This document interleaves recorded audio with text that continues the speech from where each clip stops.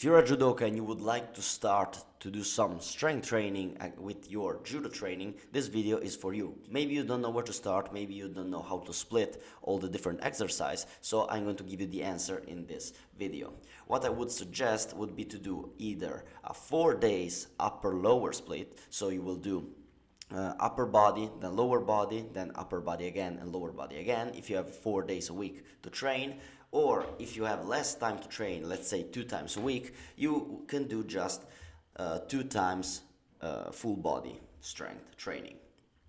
Which exercise should you pick? More than picking exercises, because you can have different exercises that may be good for your body, or maybe exercises that you enjoy more than others, what you should aim to do is to hit the 4 fundamental movement patterns.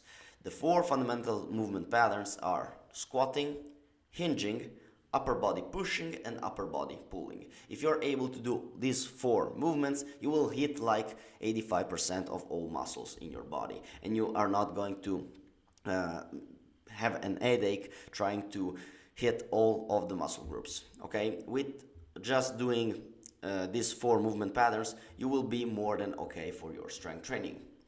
Squat pattern is our exercises when you are squatting, so you're doing hip flexion, knee flexion, and ankle flexion. So exercises in the squat pattern are things like back squat, front squat, zercher squat, pendulum squat. You can pick whatever exercise you want. Okay, just pick something that you like and enjoy enough in order to progress it and overload it for a long period of time. So pick some exercise that you enjoy and keep doing it for a very long period of time. Okay, the second would be a hinging exercise. In the hinge exercise, you're going to perform, you're going to hit your back, so your erector spine muscles are going to hit your glutes and your posterior chain, so your hamstrings and also your calf muscles a little. And this is very important for judo, because in judo you have a lot of pulling, you have a lot of movements when you extend your hips and you extend your back. So your back and your hips needs to be strong in order to perform the throws with all the power that you can. Posterior chain exercise example could be the deadlift, the Romanian deadlift, or the hyperextensions. So you pick one of these, the one that you prefer, and you go with that. I will tell you what are the right sets and reps later in the video, so stay tuned. Then you pick an upper body pulling exercise. Also, pulling, if you're doing grappling, is much more important than pushing, which is still important, don't get me wrong, but there is a lot more pulling, there is a lot more extension in this sport of judo. So if you want to improve, try to bias, if you have less time, try to bias more posterior chain exercises and upper body pulling exercises. Upper body pulling exercises could be something like pull-ups, weighted pull-ups, rope climbs, rows, or any type of row machine. Okay, it doesn't really matter if you use a barbell, if you use a pull-up bar, in order to improve your upper body pulling muscles. What matters is that you can pick an exercise that you like and repeat that for a long period of time and progress that by overloading and adding load time to time. The last exercise would be an upper body pushing exercise. So a dip, a bench press, overhead press, weighted push-ups, or a pushing machine. Okay, these are all valid options in order to improve your upper body pushing strength. In the end, if you're you can also add some accessories to make some body parts that are more subject to injury much more resilient.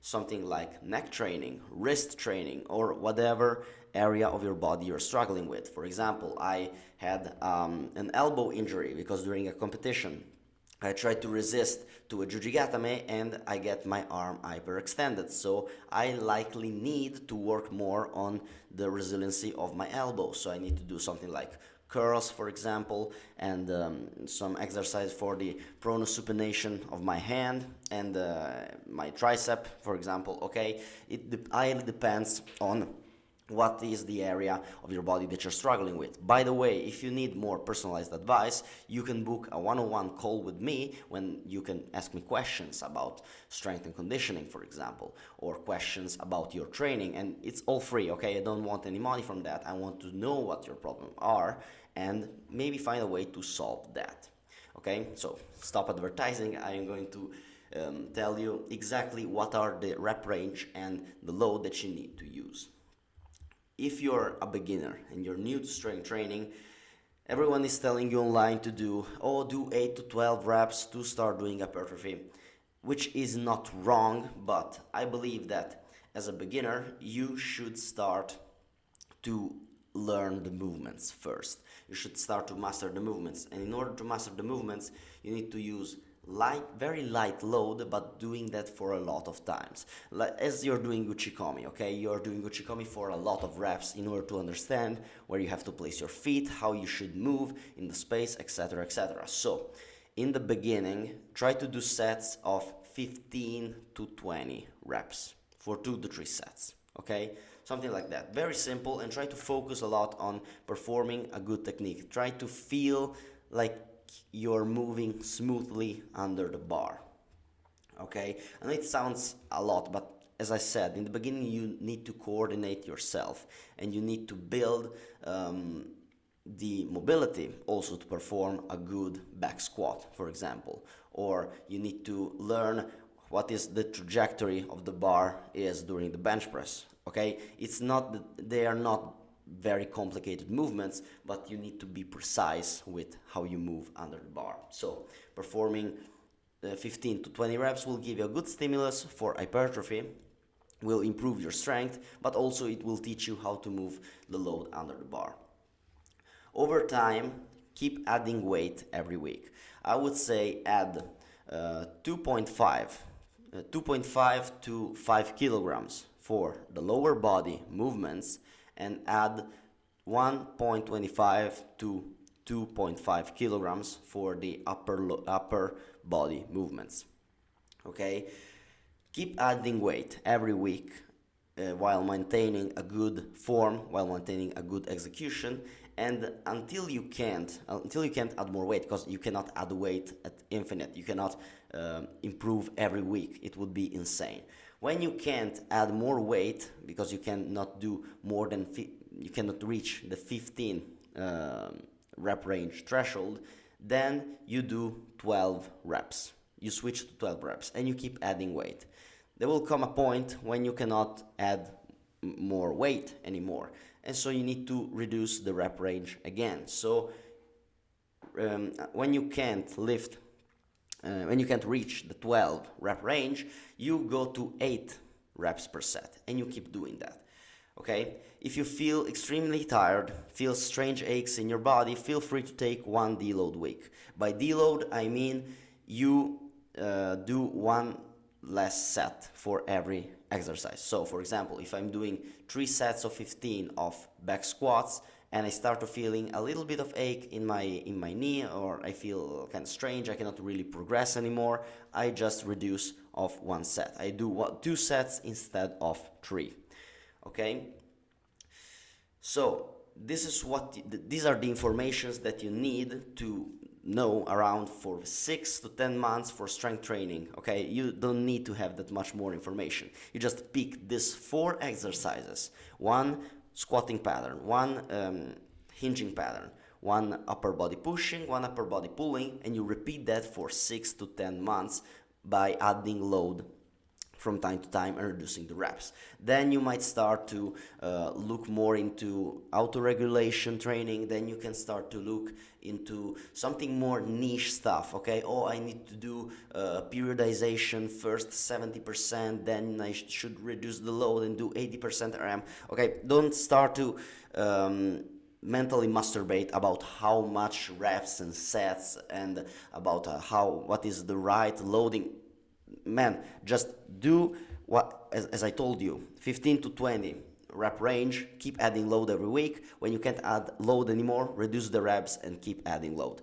It's that simple. Strength training is that simple. Don't make my same mistake and start to over analyzing everything. It's much more simple than you might actually think. If you still have doubts, if you still have not a precise idea how you should perform, as I said before, just send me a DM on Instagram, send me an email. I should put my email in the description, or book a one-on-one call with me if you have any doubts, or write a comment. I will respond you, okay? I don't have any problem by sharing my knowledge. If you have any more question about your strength training, please let me know, and I will try to respond you as best as I possibly can.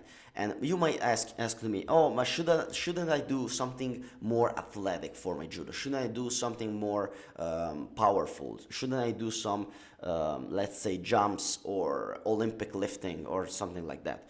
I can tell you guys, if you're not already strong, especially in judo, it doesn't really matter if you're doing jumping, doesn't really matter if you're doing power cleans or jump training, because power is force developed in a certain amount of time. If you don't have force, which means if you don't have strength, it doesn't really matter developing power. The more stronger you are, the more powerful by the consequence you become, okay? So start focusing on strength, and then later when you become strong enough, you can start thinking to add more exercises to express the strength faster and in a more, let's say, specific way. But first of all, start developing strength in all of these four movement patterns, start to become resilient to injury, and then we can talk about maybe becoming more powerful, maybe becoming more twitchy. How can I increase the stiffness of my tendon, all of that bullshit. But first of all, become decently strong, and then we can talk about the other stuff. Decently strong and develop a good aerobic base. I made a video about how to develop cardio for judo, so check that out if you're interested. And the video is over. Hope that was useful. Remember to aim upward as always.